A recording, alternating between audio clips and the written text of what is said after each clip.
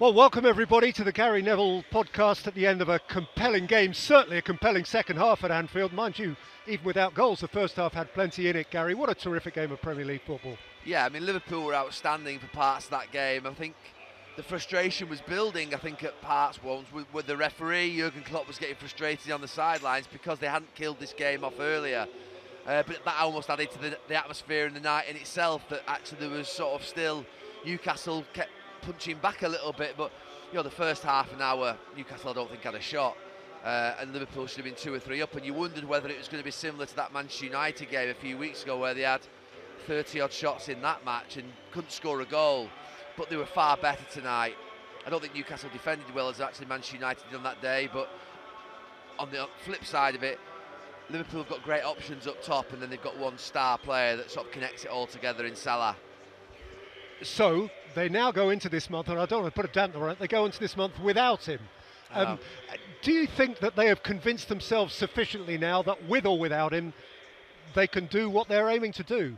Look, before the game we did a sort of piece, obviously Jamie's in London, Kara's in London, and I'm here obviously in Liverpool, and we talked about, they've got 3 world-class players, Liverpool, in Alisson, Van Dijk and Salah, and Van Dijk's been back to his best this last month or two. Liverpool's defensive record's been good, they kept a lot of clean sheets. Alisson's the best goalkeeper in the world, and they've got somebody who hits numbers from a wide area that's just so consistent and delivers year in, year out. It's unbelievable, really.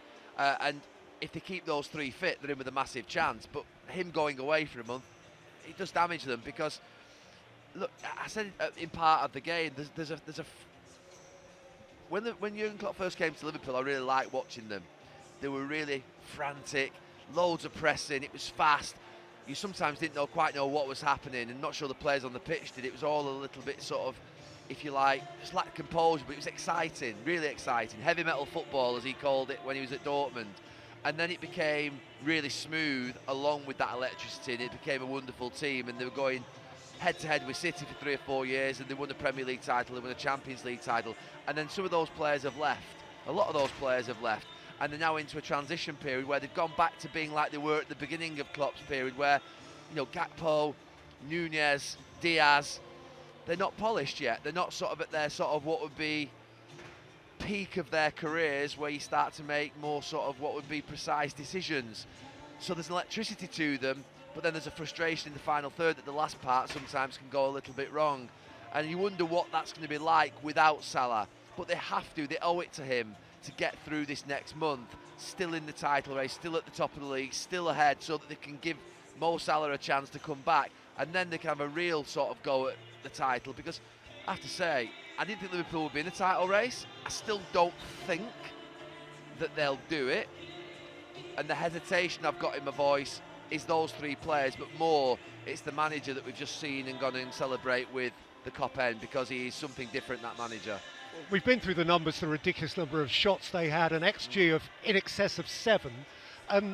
They weren't often tested at the back because of the nature of the game, but where are you at with Liverpool defensively at the moment? They've been good defensively in the last month or two. I still don't think that you watch them all. I've watched them 3 times in the last few weeks, and they defended well against United. They defended well against Arsenal. I've seen them tonight. They've conceded a couple of goals, but for large parts they have defended well. I still don't look at them and think that they're an amazing defence. I don't. But they've got an amazing goalkeeper, and they've got an amazing centre-back, and they've got a right-back that's just something completely different. And then the other 2 that are there, I think Robertson's a fantastic performer, and obviously he's missed. So, look, I don't know. They're a good defence, they're performing well at the moment. Van Dijk holds them together. The midfield, you're not quite sure about either. But they've got a manager who gets the best out of players, and he demands a lot from them. And they go and they go and they don't stop, and they're everything that you would want in a football team. And they've had the odd moment off in the last 6 or 7 years under Jurgen Klopp, but more often than not, they're a team that die out there on the pitch wearing that shirt, and that's something that there's a lot to be said for that. And I have to say that they got a real chance because of the manager more than anything, because he knows, been around the block, he's gone head to head with Pep Guardiola, and he knows how to handle a title running. So they've got something that Arsenal don't have, that Villa don't have. Obviously City become favourites now, strong favourites, because of what's happened in the last few weeks in particular. because of the other drop points. But Liverpool are in with a chance, and I wouldn't have said that. Jurgen Klopp wouldn't have said that at the start of the season, that this team would have been ready, I don't think. From Newcastle's perspective, the numbers recently are really not good. They're losing a lot of football matches, and yet I get the impression, I suppose it's a personal opinion too, I still feel great sympathy for them because they're never able to play their first team. Just when they seem to have the back four first choice and restored, Kieran Trippier's missing tonight. Livramento has to play, does fine, but they never seem to be able to put out the same, or the top, they did put out the same team because they had no choice, but the first team. There was a great chance at the start of the season that they weren't going to handle Champions League football and the demands of the Premier League, finishing in the top four or being in the top four. They've had that Carabao Cup run as well. It was always going to ask a lot of Newcastle, but it's been made more difficult, obviously, by the fact that they've had injuries along the way as well.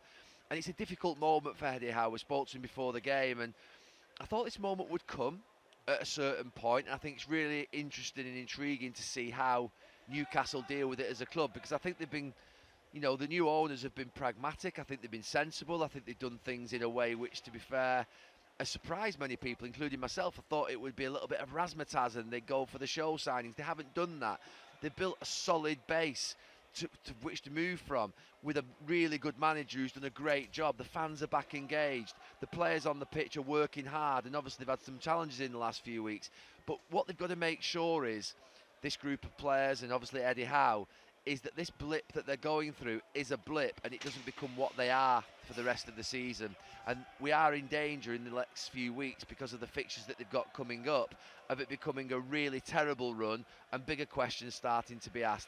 I do think there's an added complication, which I'm not quite sure whether it's true or not, where the speculation around Dan Ashworth and whether he's been sort of tried to be poached by Ineos to come to Old Trafford to Manchester United, because I do think that Dan Ashworth could sit between Eddie Howe, the players, and the ownership in Saudi Arabia and the owners over here, and sort of say, look, let's just be sensible here. This was always going to come. This is a moment in a journey that was going to happen. When we delivered what we delivered last season, it was always going to be a big ask for us to be Champions League ready and to be ready to compete again at the levels that we need to in the league. So I think that Dan Ashworth is an important cog in the wheel, shall we say, in the next few weeks for Eddie Howe and for the players to provide stability. Because I suspect that, people over in Saudi Arabia and the owners are probably looking at it and thinking, look, at what point do we want to step away from maybe this approach and, manager, and do we want to go for something different? That moment was always going to come, but I think Eddie Howe's done a brilliant job, and I think he's right for Newcastle at this moment in time, in the way in which I think the ownership are perceived. I think that's important. They had to settle into this country. They had to convince people that they were here for the long term, and I think keeping Eddie Howe is part of that. How important is, or how will they go about this FA Cup tie at Sunderland? Because under different circumstances, that's a game that they could all enjoy. If they were third, second, fourth in the league, they could go there and say, oh, great, we're going to have our big local dust up. But actually, it would be a horrible one to lose, wouldn't it? It's the game they didn't want. I mean, I reckon it's the one game that probably Newcastle wouldn't want. I was thinking that as you mentioned the FA Cup and you said that Liverpool go to Arsenal. I fancy Liverpool as almost like would they be that disappointed if they went out? They're in the Carabao Cup semi-final.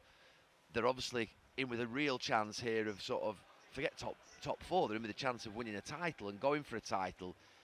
Did they just, we tried our best, it was a difficult tie away at Arsenal, leave Arsenal in? Well, the funny thing is, Gary, you might say the same thing about Arsenal. Yeah, exactly. It's one of those, but when you're at home, it's different. If you're away from home, then you can almost, if you like, just sneak out of the FA Cup a little bit. It sounds terrible because it's a great competition, but I don't think Liverpool need it, is what I'm saying.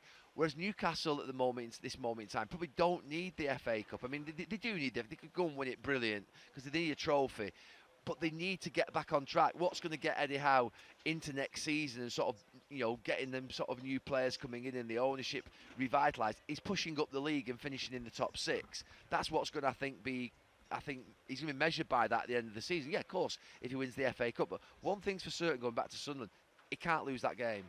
That's it. Because that will just bring the fans on top. I think the fans are good at this moment in time with the players. I think they're good with the coaching staff. I don't think the fans are sat there thinking, we're upset with our manager or we're upset with the players. But I think the Sunderland game is a little bit dicey. So I think that they've got some other difficult games around it, but I think there's enough credit been built up for Newcastle to be okay. But that game is naughty little. Yes. Sorry, I'm allowed to swear on the Gary Neville podcast. It's Is that your a swear podcast. word? You set the rules. Yeah. Okay, well, I think we've more or less covered that off. Perhaps just a final word on, as we take a fortnight's break, I think we're back with one of the big games. Man City, Chelsea, Man United, Spurs at the Saturday and Sunday Yeah. in a fortnight's time. So how are you reading it in that context, looking ahead? Yeah, I've got the United Spurs game. Have you got the? Yeah. Yeah. No, with you. Same game, yeah. I've got the United Spurs game on January the 14th. So there's a couple of weeks break for us. Obviously, the FA Cup, third round, an important sort of date in the calendar, in the football calendar. And look, all the teams are taking points off each other, and the fact that City have dropped points makes it interesting. The fear is now, and my fear for the league, is that the other teams have potentially not missed a chance. I think it's too early to say that, but they've given City, that sort of title-winning machine, a look at it and think they can't beat us. Pep Guardiola did a press conference. You probably know the exact date, Peter. I don't. It was about 3 weeks ago, I think, 2-3 weeks ago, where he said, we're going to win the Premier League title. At that time, you looked at him and you thought, well, yeah, I can see why you're confident. But it's almost as if the other teams have looked at it since then, maybe barring Liverpool, but they've all dropped points whilst they've been away. And I think if you're City, you're really comfortable sat there. It does remind me of sort of times where we won the title, where we were a little bit disinterested in the first few months of the season. We weren't quite at it. We just won a title the year before, or a treble, or a double, and you just couldn't quite get up for that first part of the new season. A bit complacency, maybe just a little bit of a hangover from the season before. But all of a sudden, you sort of get into the new year, and you're in contention. You've not even played that well. You've lost a few games, and no one's pulled away from you, and you think, okay, then we'll go for this. This is our time now. February, March, April. And I think City will really fancy it now, and they'll do that 4 in a row. And the others have got to buck up. Liverpool aside, I think 8 points from 12 over Christmas is respectable when they played Newcastle, Arsenal and Manchester United. I don't think it's a bad performance. They'll feel 2 points short. They should have beat United here. But the rest of them will feel sort of like disappointed, and they've got to get over that disappointment quickly. The likes of Villa and Arsenal in particular, they've got to sort of shake themselves down and reset. And maybe the FA Cup allows them to do that against Liverpool.